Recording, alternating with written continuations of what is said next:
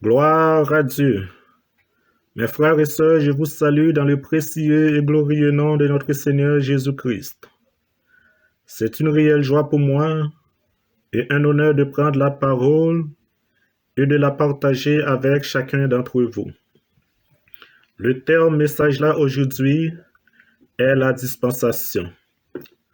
Nous appelons dispensation un temps ou un régime ou une période pendant lequel l'homme est éprouvé en fonction de son obéissance à une révélation spécifique de la volonté de Dieu. Cette définition suppose la conjonction de trois éléments. Premièrement, l'intervention de Dieu faisant connaître ce qu'il requiert de la part de l'homme. Deuxièmement, la responsabilité pour l'homme de se soumettre aux exigences de cette révélation. Troisièmement, un temps appelé ordinairement un âge, pendant lequel l'obéissance de l'homme à l'égard de la révélation reçue est éprouvée. Dans le Nouveau Testament, l'apôtre Paul mentionne trois dispensations. 1. Le mystère caché de tout temps, mais dévoilé maintenant aux saints. 2. Le mystère présent. 3. Le mystère à venir. Les dispensationalismes ajoutent une quatrième période, c'est-à-dire une dispensation précédant la mise en place de la loi. Cette phase qui est divisée en deux, avant et après la chute, porte à 5 le nombre des dispensations. Le schéma traditionnel comprend 2 dispensations supplémentaires, une à partir de Noé et une autre à l'appel d'Abraham. Les 7 dispensations ou périodes test pour l'homme se décrivent de la manière suivante. Première dispensation, l'innocence. L'homme, qui a été créé innocent, a été placé par Dieu dans le jardin et averti des conséquences d'une désobéissance. Cependant, il pêche. Bien que Dieu ne renie pas son alliance avec lui, il le chasse d'Éden. Deuxième dispensation, la conscience. Dieu tient pour responsable l'homme qui a connaissance du bien et du mal. La relation entre lui et l'homme est réglée par les sacrifices.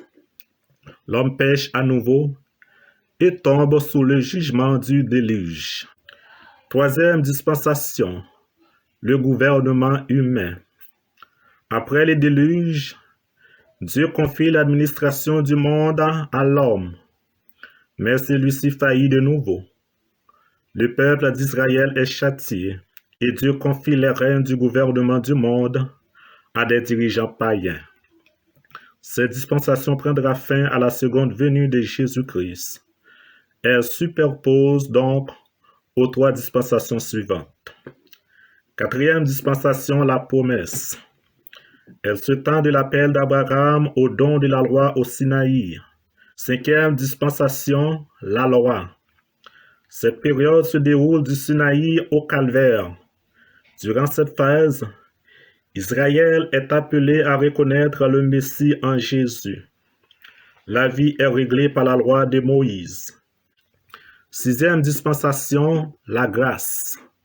Ce régime commence à la mort et à la résurrection de Jésus-Christ. Elle constitue une parenthèse non prévue dans l'Ancien Testament. Pour l'homme, il ne s'agit plus d'obéir à la loi, mais d'accepter le salut et de produire de bonnes œuvres en Jésus-Christ. L'apostasie de l'Église et le jugement viennent mettre un terme à cette dispensation. Septième dispensation, le royaume. Ce sont le temps avant la vie éternelle. L'établissement du royaume promis à David. Israël est converti et restauré, et il dirige les nations durant le millénium. Dieu n'a pas donné sa révélation en une fois, mais en plusieurs étapes et niveaux. La Bible montre cette progression dans Acte 17, le verset 30, où l'apôtre Paul dit que Dieu, sans tenir compte des temps d'ignorance, annonce maintenant à tous les hommes à se repentir. Hébreux 1, verset 1 et 2. Après avoir autrefois, à plusieurs reprises et de plusieurs manières, parlé à nos pères par les prophètes, Dieu nous a parlé par le Fils, en ces jours qui sont les derniers. Le concept de la révélation progressive ne nuit pas à l'unité de la Bible, qui reconnaît différentes formes à cette révélation. Voilà, mes frères et sœurs, en résumé, la révélation sur les 7 dispensations de la Bible. Que Dieu ouvre vos yeux pour que vous contemplez les merveilles de sa révélation. J'espère vous partager une autre rubrique, message là, une prochaine fois.